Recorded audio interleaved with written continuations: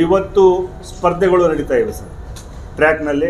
ಅದನ್ನು ಬಿಟ್ಟು ಒಂದು 21 ಕಿಲೋಮೀಟರ್ ಹಾಫ್ ಮ್ಯಾರಥಾನ್ ಸ್ಪರ್ಧೆಯು ಕೂಡ ಈ ಒಂದು ಪಂದ್ಯಾವಳಿಯಲ್ಲಿ ನಡೀತಾ ಇದೆ. ಹಾಫ್ ಮ್ಯಾರಥಾನ್ ಸ್ಪರ್ಧೆ ಅದು ಅಂಬೇಡ್ಕರ್ ಸ್ಟೇಡಿಯಂದಿಂದ ಗಾಂಧಿ ಚೌಕು, Shivaji circle, Itagi petrol pump, ಅಲ್ಲಿಂದ ಒಳಗಿನ ಬೈಪಾಸ್ ಶಿವಾನಂದ ಪಾಟೀಲ್ ಸರ್ ಅವರ ಮನೆ ಮತ್ತು ಬೇಗಂ ತಲಾಬ್ ಅಲ್ಲಿವರೆಗೆ ಹೋಗಿ ಮತ್ತೆ ವಾಪಸ್ ಬರುವಂಥದ್ದು ಅದೊಂದು ದೊಡ್ಡ ಮೆಗಾ हाफ मैराथन स्पर्धे नड़ीता है।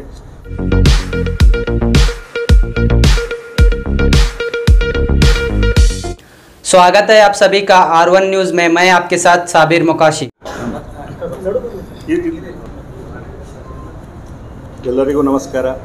ಎಲ್ಲ ಪತ್ರಕರ್ತ ಮಿತ್ರರಿಗೆ ಸ್ವಾಗತವನ್ನು ಕೋರ್ತಾ ನಾನು ಡಾಕ್ಟರ್ ಅಶೋಕ್ ಕುಮಾರ್ ಜಾಧವ್, ಸರ್ಕಾರಿ ಪ್ರಥಮ ದರ್ಜೆ ಕಾಲೇಜು ದೇವರಿಪ್ರಿಗೆಯ ದೈಹಿಕ ಶಿಕ್ಷಣ ನಿರ್ದೇಶಕ।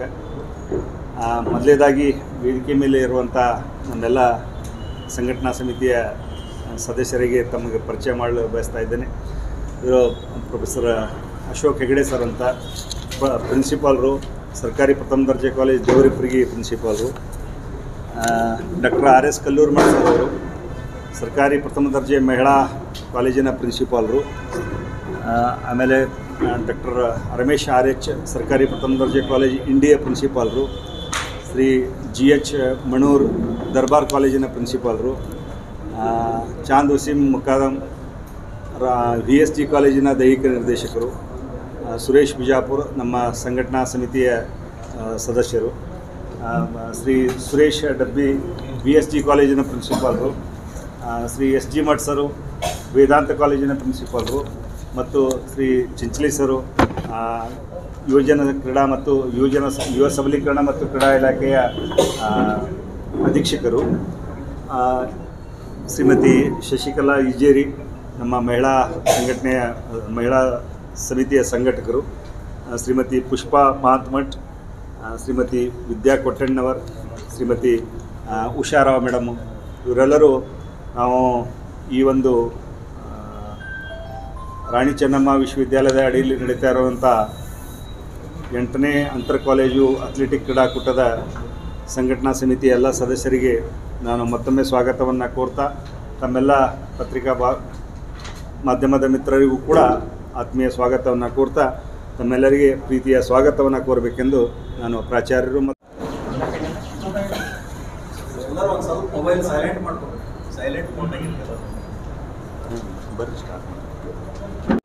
ಎಲ್ಲ ಸ್ಟೇಡಿಯಂ ಸುತ್ತಮುತ್ತ ಇರುವಂಥ ಎಲ್ಲ ಲಾಡ್ಜ್ಗಳಲ್ಲಿ ಸುಮಾರು 60 ರೂಮ್ಸ್ಗಳನ್ನು ನಾವು ಪಡೆದುಕೊಂಡಿದ್ದೇವೆ। ಅಲ್ಲಿ ಹೋಟೆಲ್ ಮ್ಯಾನೇಜ್ಮೆಂಟ್ ಅಸೋಸಿಯೇಷನ್ದವರು ಅದನ್ನು ಹೆಲ್ಪ್ ಮಾಡ್ತೀನಿ ಅಂತ ಹೇಳಿದ್ದಾರೆ ಸರ್। ಕರ್ನಾಟಕ ಯೂನಿವರ್ಸಿಟಿ ಇದ್ದಾಗ ಹೌದು ಹ್ಞೂ ಸರ್ ಅದ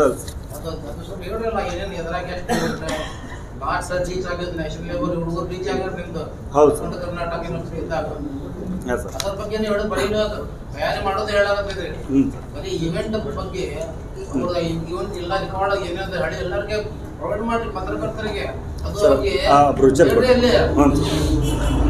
ಸ್ಪೋರ್ಟ್ಸ್ಮನ್ಗೆ ಹೆಲ್ಪ್ ಆಗ್ತದೆ ಅವ್ರಿಗೆ ನ್ಯಾಷನಲ್ ಲೆವೆಲ್ ಮೇಲೆ ಎಲ್ಲ ಹ್ಞೂ ಸರ್। ಈಗ ಒಂದು ಇವೆಂಟ್ ಮಾಡಕತ್ತೀರಿ ಅಂದರೆ ಅದಕ್ಕೆ ಆರೋಗ್ಯ ಇಲಾಖೆ ಸಹಾಯ ಇಲ್ಲ, ನಾವು ಹೆಲ್ತ್ ಡಿಪಾರ್ಟ್ಮೆಂಟ್ಗೆ DHO ಅವರಿಗೆ ಲೆಟ್ರ್ ಕೊಟ್ಟಿವಿ ಸರ್। ಫಸ್ಟ್ ಏಡ್ ಹ್ಞೂ ಅದ ಬೈ ಅವರು ಕಳಿಸ್ತೀವಿ ಇಲ್ಲ ಕಳಿಸ್ಕೊಡ್ತೀನಿ ಅಂದಾರ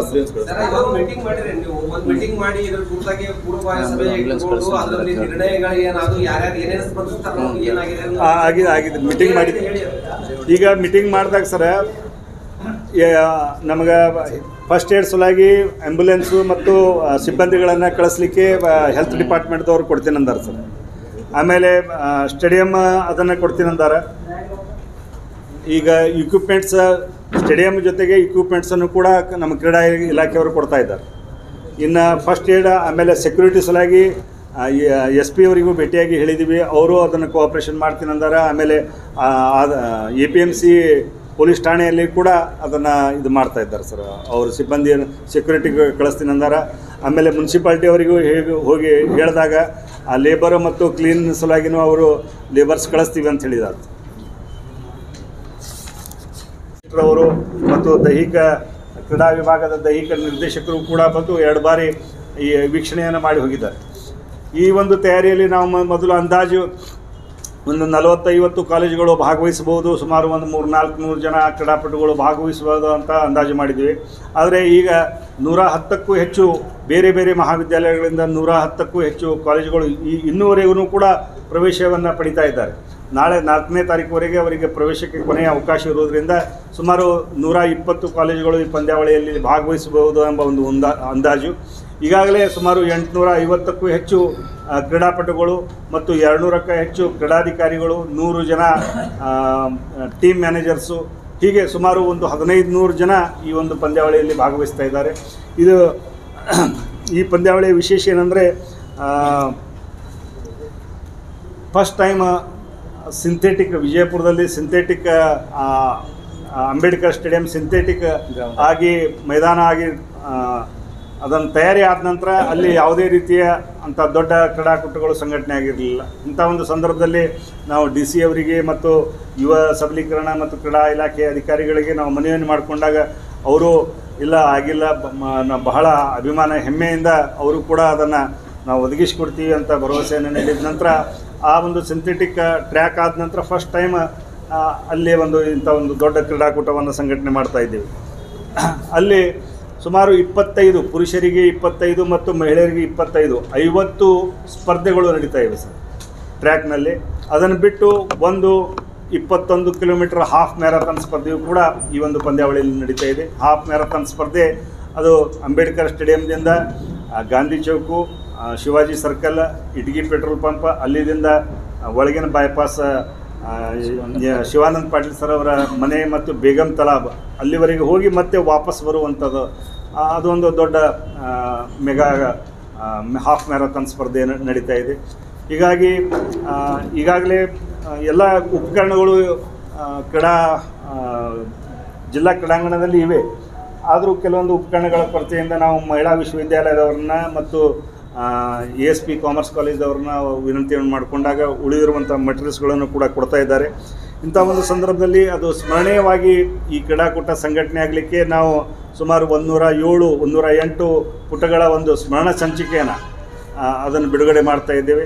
ಮತ್ತು ಈ ಒಂದು ಕ್ರೀಡಾಕೂಟದಲ್ಲಿ ಒಂದು ಕ್ರೀಡಾ ಲಾಂಛನವನ್ನು ಅದು ಕೂಡ ನಾವು ಬಿಡುಗಡೆ ಮಾಡ್ತಾ ಇದ್ದೀವಿ. ಅದು 30 ಅಡಿ ಎತ್ತರದ ಒಂದು ಕ್ರೀಡಾ ಲಾಂಛನ.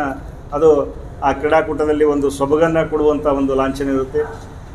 ಇಂಥ ಒಂದು ಸಂದರ್ಭದಲ್ಲಿ ನಾವು ಏನೇನು ಮಾಡಬೇಕು ಎಂಬ ಬಗ್ಗೆ ಒಂದು ಉಪಸಮಿತಿಗಳನ್ನು ಸುಮಾರು 20 ಉಪಸಮಿತಿಗಳನ್ನು ರಚನೆ ಮಾಡಿ ನಮ್ಮ ಜಿಲ್ಲೆಯಲ್ಲಿರುವಂಥ ವಿವಿಧ ಮಹಾವಿದ್ಯಾಲಯಗಳ ಪ್ರಾಚಾರ್ಯರನ್ನೇ ನಾವು ಈ ಉಪಸಮಿತಿಗಳಿಗೆ ಅಧ್ಯಕ್ಷರನ್ನಾಗಿ ಅಂದರೆ ಎಕ್ಸಿಕ್ಯೂಟಿವ್ ಮುಖ್ಯ ಕಾರ್ಯಕಾರಿ ಸಮಿತಿ ಅಧ್ಯಕ್ಷರನ್ನಾಗಿ ಅವ್ರನ್ನ ನೇಮಕ ಮಾಡಿ ಆ ಸಮಿತಿಯಲ್ಲಿ ನಮ್ಮ ಸ್ಥಳೀಯ ಮತ್ತು ಬೇರೆ ಬೇರೆ ಸಂಘ ಸಂಸ್ಥೆಗಳ ಮತ್ತು ಮಹಾವಿದ್ಯಾಲಯಗಳ ಉಪನ್ಯಾಸಕರನ್ನು ಮತ್ತು ವಾಲಂಟಿಯರ್ಸನ್ನು ನೇಮಕ ಮಾಡಿಕೊಂಡು ಆ ಸಮಿತಿಗಳು ಇವತ್ತು ಕಾರ್ಯರೂಪಕ್ಕೆ ಬಂದಿವೆ.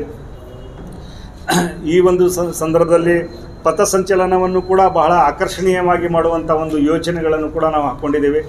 ಅಲ್ಲಿ ಕಲಾ ತಂಡಗಳ ಒಂದು ಪ್ರದರ್ಶನ ಜೊತೆಗೆ ಮಹಿಳಾ ವಿಶ್ವವಿದ್ಯಾಲಯದ ಮಹಿಳೆಯರ ಬ್ಯಾಂಡ್ ಸೆಟ್ಗಳನ್ನು ಕೂಡ ಅಲ್ಲಿ ಕರೆದುಕೊಂಡು ಅದನ್ನು ಬಹಳ ವೈಭವೀಕರಣವಾದಂಥ ಒಂದು ರೀತಿಯಲ್ಲಿ ಅದು ಮಾರ್ಚ್ ಪಾಸ್ಟ್ ಅದನ್ನು ಮಾಡುವಂಥ ಒಂದು ಯೋಚನೆಗಳನ್ನು ಕೂಡ ಮಾಡ್ಕೊಂಡಿದ್ದೀವಿ. ಈಗ ಹ್ಞೂ ಸರ್ ಹೇಳ್ತೀನಿ ಅದ ಕುಲಕರ್ಣಿ ಸರ್ ಕೇಳಿದ್ರಿ, ಹೇಳ್ತೀನಿ ಸರ್. ತಮಗೆ ಇನ್ವಿಟೇಷನ್ ಕಾರ್ಡ್ದಲ್ಲಿ ಅಲ್ಲಿ ಡೇಟು ಇದೆ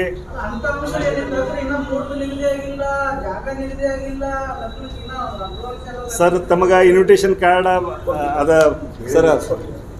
ಈಗ 5ನೇ ತಾರೀಕಿನಿಂದ ಡಾಕ್ಟರ್ BR ಅಂಬೇಡ್ಕರ್ ಕ್ರೀಡಾಂಗಣದಲ್ಲಿ ವಿಜಯಪುರದ BR ಅಂಬೇಡ್ಕರ್ ಕ್ರೀಡಾಂಗಣದಲ್ಲಿ 5ನೇ ತಾರೀಕಿನಿಂದ ಈ ಪಂದ್ಯಾವಳಿ ಪ್ರಾರಂಭವಾಗ್ತಾ ಇದೆ. 4ನೇ ತಾರೀಕಿಗೆ ಎಲ್ಲ ತಂಡಗಳು ತಮ್ಮ ರಿಜಿಸ್ಟ್ರೇಷನ್ಸ್ಗಳನ್ನು ಮಾಡ್ಕೊಳ್ತಾ ಇದ್ದಾರೆ. 5ರಿಂದ 7ನೇ ತಾರೀಕುವರೆಗೆ 3 ದಿನಗಳ ಕಾಲ ಈ ಕ್ರೀಡಾಕೂಟ ನಡೆಯುತ್ತೆ. 4ನೇ ತಾರೀಕಿಗೆ ಎಲ್ಲ ತಂಡಗಳು ರಿಜಿಸ್ಟ್ರೇಷನ್ ಮಾಡ್ಕೊಳ್ತಾರೆ. 4ನೇ ತಾರೀಕಿಗೆ ಸಾಯಂಕಾಲ ಮ್ಯಾನೇಜರ್ಸು ಮತ್ತು ಆಫೀಷಿಯಲ್ಸ್ಗಳ ಒಂದು ಸಭೆಯನ್ನು ಕೂಡ ನಾವು ಮಾಡ್ತಾ ಇದ್ದೇವೆ. 5ನೇ ತಾರೀಕು ಬೆಳಗ್ಗೆ 5ನೇ ತಾರೀಕಿಗೆ ಸಾಯಂಕಾಲ 4 ಗಂಟೆಗೆ ಉದ್ಘಾಟನೆ ನಡೀತಾ ಇದೆ ಸರ್. ಆ ಒಂದು ಉದ್ಘಾಟನಾ ಸಮಾರಂಭ ಸಾಯಂಕಾಲ, ಆದರೆ ಅಥೆಂಟಿಕ್ ಆಗಿ ನಾವು ಬೆಳಗ್ಗೆ 6 ಗಂಟೆಯಿಂದಲೇ ಕ್ರೀಡಾ ಸ್ಪರ್ಧೆಗಳನ್ನು ಪ್ರಾರಂಭ ಮಾಡ್ತಾ ಇದ್ದೇವೆ. ಸಾಯಂಕಾಲ 4 ಗಂಟೆಗೆ ಉದ್ಘಾಟನಾ ಕಾರ್ಯಕ್ರಮ. ಆಮೇಲೆ ಪ್ರತಿದಿನ ಆಯಾ ಸ್ಪರ್ಧೆಗಳ ವಿಜೇತರಿಗೆ ನಾವು ಬಹುಮಾನಗಳನ್ನು ಅದೇ ದಿನ ನಾವು ವಿತರಣೆ ಮಾಡ್ತಾ ಇದ್ದೀವಿ. ಆ ಸ್ಪರ್ಧೆಗಳು ಮುಗಿದ ಒಂದು ಅರ್ಧ ಗಂಟೆ 1 ಗಂಟೆ ನಂತರನೇ ಬಹುಮಾನಗಳನ್ನು ವಿತರಣೆ ಮಾಡ್ತಾ ಇದ್ದೇವೆ. 5ರಿಂದ 7ನೇ ತಾರೀಕು ಬಿಜಾಪುರದ ಡಾಕ್ಟರ್ BR ಅಂಬೇಡ್ಕರ್ ಕ್ರೀಡಾಂಗಣದಲ್ಲಿ ಈ ಕ್ರೀಡಾಕೂಟ ನಡೀತಾ ಇದೆ. ಹಾಂ ಸರ್. ನೀವು ವಾರ್ತಾ ಇಲಾಖೆ, ಪ್ರವಾಸೋದ್ಯಮ, ಮಹಿಳಾ ವಿಶ್ವವಿದ್ಯಾಲಯ ಎಲ್ಲ ಸಹಯೋಗದ ಹ್ಞೂ ಖಾಸಗಿ ಹೋಟೆಲ್ಗಳು ಪ್ರೆಸ್ ಮೀಟ್ ಮಾಡಿ ಪ್ರಚಾರ ತಗೊಂಡು ಇದು ಖರ್ಚು ವೆಚ್ಚ ದಾನಿಗಳಿಂದಲೇ ಸಂಗ್ರಹ ಮಾಡ್ತೀನಿ ಅಂತ ಹೇಳಿ. ಹ್ಞೂ ಸರ್. ನೀವು ಅದನ್ನು ವಾರ್ತಾ ಇಲಾಖೆ ಸರ್ಕಾರಿ ಇದ್ರೊಳಗೆ ಮಾಡ್ಬೋದು, ವ್ಯಾಪ್ತಿಯೊಳಗೆ ಪ್ರೆಸ್ ಮೀಟ್ ಮಾಡ್ಬೋದಾಗಿತ್ತಲ್ಲ, ಯಾಕೆ ಇದು ಖರ್ಚು ವೆಚ್ಚ ಇದನ್ನ ಅದಕ್ಕೆ ಹಾಕ್ತೀರಾ ಹೆಂಗೆ ಕೈಗೆ ಹಾಕಕತ್ತೀರಿ ಸರ್? ಇದು ನಮ್ಮದು 17-18 ಲಕ್ಷ ರೂಪಾಯಿ ಖರ್ಚು ವೆಚ್ಚದ ಅಲ್ಲಲ್ಲ sir. Sir sir sir sir ಅಲ್ಲಲ್ಲ, ಈಗ ತಾವು ಹೇಳಿದ್ದು ಕರೆಕ್ಟ ಸರ್. ಸರ್ ಸರ್ ಸ್ವಲ್ಪ ಸರ್, ಆಯ್ತಾಯ್ತು, ತಮ್ಮ ಪ್ರಶ್ನೆ ಅರ್ಥ ಆಯಿತು. ಈಗ 17-18 ಲಕ್ಷ ರೂಪಾಯಿ ಖರ್ಚಿದೆ. ನಾವು ನಮ್ಮ ಸ್ಥಳೀಯ ಮಿನಿಸ್ಟರ್ ಅವ್ರನ್ನ ನಾವು ಕೇಳ್ಕೊಂಡಿದ್ದೇವೆ, ರಿಕ್ವೆಸ್ಟ್ ಮಾಡ್ಕೊಂಡಿದ್ದೇವೆ. ಅವ್ರದಿಂದ ಯಾವ ರೀತಿ ಸಹಾಯ ಬರುತ್ತೆ ಇನ್ನೂ ಅವರ ನಿರೀಕ್ಷೆಯಲ್ಲೇ ಮಾಡ್ತಾಯಿದ್ದೇವೆ. 2-3 ಲಕ್ಷ ರೂಪಾಯಿ ಹೆಚ್ಚು ಕಡಿಮೆ ಬಂದ್ರೂ ಕೂಡ ನಾನು ಬಹಳ ಅಭಿಮಾನದಿಂದ ಹೇಳ್ತೀನಿ, ನನ್ನ ಇದು ಕೊನೆಯ ವರ್ಷ. ಈ ವರ್ಷ ನಾನು ರಿಟೈರ್ಡ್ ಆಗ್ತಾ ಇದ್ದೇನೆ. ಆಮೇಲೆ 2-3 ಲಕ್ಷ ರೂಪಾಯಿ ಹೆಚ್ಚು ಕಡಿಮೆ ಬಂದ್ರೂ ಕೂಡ ಅದು ನಾನು ವೈಯಕ್ತಿಕವಾಗಿಯೂ ಕೂಡ ಈ ಪಂದ್ಯಾವಳಿಗೆ ಭರಿಸ್ತೇವೆ. ಈ ಹೋಟೆಲ್ ಖರ್ಚು ಅದು ನಾವು ವೈಯಕ್ತಿಕವಾಗಿಯೇ ಕೊಡ್ತೀವಿ. ನೀವು ಆ ಖರ್ಚು ಈಗ ಸರ್ಕಾರಿ ನಾವು ಬಹಳಷ್ಟು ನಂಬ್ಕೊಂಡಿದ್ದೀವಿ. ಆದರೆ ಕೊನೆಯ ಗಳಿಗೆಯಲ್ಲಿ ನಾವು ಮೊದಲ DC ಅವರು ಮಹಾಂತೇಶ್ ದಾಮನವ್ರು ಸರ್ ಇದ್ದಾಗ ಅವರಿಗೆಲ್ಲ ವಿವರಣೆ ಮಾಡಿದ್ದೇವೆ. ಅವರೆಲ್ಲ ಸಹಾಯ ಮಾಡ್ತೀನಿ ಅಂತ ಹೇಳಿದರು.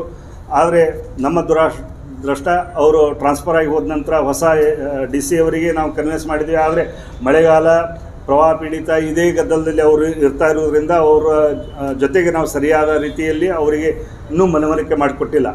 ಹೀಗಾಗಿ ನಾವು ಸರ್ಕಾರಿ ಏನು ಇಲಾಖೆಯನ್ನು ತಮ್ಮಲ್ಲಿ ಸೂಚನೆ ಮಾಡಿದ್ದೀವಿ, ಅದರ ಸಂಪೂರ್ಣ ಒಂದು ಏನು ಉಪಯೋಗ ಅದು ಸ್ವಲ್ಪ ನಮಗೆ ಕೊರತೆ ಆಗ್ತಾಯಿದೆ. ನೀವು ಹೇಳಿದಂತೆ ವಾರ್ತಾ ಇಲಾಖೆ ಬೇರೆ ಬೇರೆ ಕಡೆ ಇದ್ದು, ಬಟ್ ನಾವು ನೇರವಾಗಿ ಹೋದಾಗ ಆ ರೀತಿಯ ಸ್ಪಂದನ ಆ ಇಲಾಖೆಯಿಂದ ಬಾರದೇ ಇರುವುದರಿಂದ ಅವರಿಗೆ DC ಆರ್ಡರ್ ಮಾಡಬೇಕು. ಆದರೆ DC ಅವರು ಬೇರೆ ಬೇರೆ ಕೆಲಸ ಕಾರ್ಯಗಳಲ್ಲಿ ತೊಡಗಿಸಿಕೊಂಡಿರೋದ್ರಿಂದ ಅವರಿಗೆ ಕಮ್ಯುನಿಕೇಷನ್ಸ್ ನಮ್ಮದು ಸರಿಯಾಗಿ ಆಗ್ತಾಯಿಲ್ಲ. ಹೀಗಾಗಿ ಏನು ನಾವು ತಿಳಿಸಿದ್ದೀವಿ, ಆ ಇಲಾಖೆಗಳ ಸರಿಯಾದ ರೀತಿಯ ಉಪಯೋಗ ಈ ಸಂದರ್ಭದಲ್ಲಿ ನಮಗೆ ಆಗ್ತಾಯಿಲ್ಲ ಸರ್. ಅಂದ್ರೆ ಈಗ DC ಬೇರೆ ಬೇರೆ ಕೆಲಸ ಕಾರ್ಯಗಳಲ್ಲಿ ತೊಡಗಿಸಿಕೊಳ್ಳಿ, ಕಮ್ಯುನಿಕೇಶನ್ ಆಗಿದ್ರು, ಅವರು ಸ್ಪಂದಿಸ್ತಾ ಇದ್ರು. ಇಲ್ಲ, ಈಗ ನಾವು ಹೋಗಿದ್ದೀವಿ, ಭೇಟಿಯಾಗಿದ್ದೀವಿ. ಬಟ್ ಅಲ್ಲಿ ಭಾಳಷ್ಟು ಜನ ಇರ್ತಾ ಇರೋದ್ರಿಂದ ಟೈಮ್ ಅವರಿಗೆ ಸರಿಯಾಗಿ ಕಮ್ಯುನಿಕೇಷನ್ ಮಾಡಲಿಕ್ಕೆ ಟೈಮ್ ಸಿಗ್ತಾ ಇಲ್ಲ. ನಾವು ಭೇಟಿಯಾಗಿ ಹೇಳಿದ್ದೀವಿ ಸರ್. ನಾವು ಭೇಟಿಯಾಗಿ ಹೇಳಿದ್ದೀವಿ ಸರ್. ಹೌದು, ಭೇಟಿಯಾಗಿದ್ದೀವಿ. ಆದ್ರೆ ಆಮೇಲೆ ನೋಡೋಣ, ಈಗ ಮತ್ತು ಮುದ್ದೇಬೇಳಕ್ಕೂ ಅಲ್ಲಿ ಇಲ್ಲಿ ಹೋಗ್ತಾ ಇದ್ದರು. ಹೀಗಾಗಿ ಅವ್ರ ಜೊತೆಗೆ ಅಲ್ಲಿ ನಮ್ಮ ಜೊತೆ ಈ ವಿಷಯನ ಚರ್ಚೆ ಮಾಡಲಿಕ್ಕೆ ಅವರಲ್ಲಿ ಭಾಳಷ್ಟು ಸಮಯ ಅದು ಕೊರತೆ ಅಂತ ಅನ್ನಿಸ್ತದೆ ನನಗೆ. ಯಾಕಂದ್ರೆ ಆ ಮೆಂಟಲ್ ಅವ್ರದ್ದು ಆ ಸಿಚುವೇಶನ್ ಹಾಗೇ ಇತ್ತು. ನಾವು ಹೋದಾಗ ಬೇರೆ ಬೇರೆ ಒತ್ತಡದ ಸ್ಥಿತಿಯಲ್ಲಿ, ಆಮೇಲೆ CM ಅವ್ರದ್ದು ಒಂದು ವಿಡಿಯೋ ಕಾನ್ಫರೆನ್ಸು, ಆಮೇಲೆ ಮಿನಿಸ್ಟರ್ ಅವ್ರದ್ದು ಮೀಟಿಂಗು, ಹೀಗೆ ನಾವು 4-5 ಬಾರಿ ಹೋದಾಗ ಬೇರೆ ಬೇರೆ ಒತ್ತಡದಿಂದ ಇದ್ದಾಗ ನಾವು ಅವರಿಗೆ ಭಾಳಷ್ಟು ಫೋರ್ಸ್ ಮಾಡಿಲ್ಲ.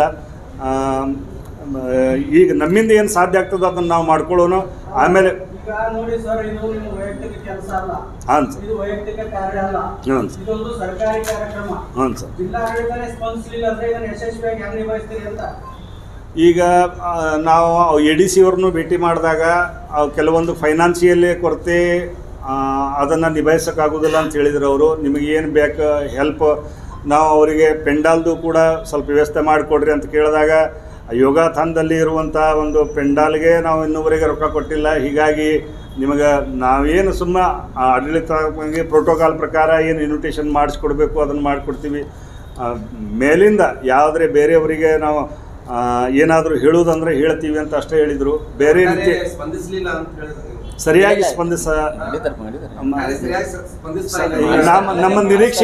ನಮ್ಮ ನಿರೀಕ್ಷೆಗೆ ತಕ್ಕಂತೆ ಸ್ಪಂದನೆ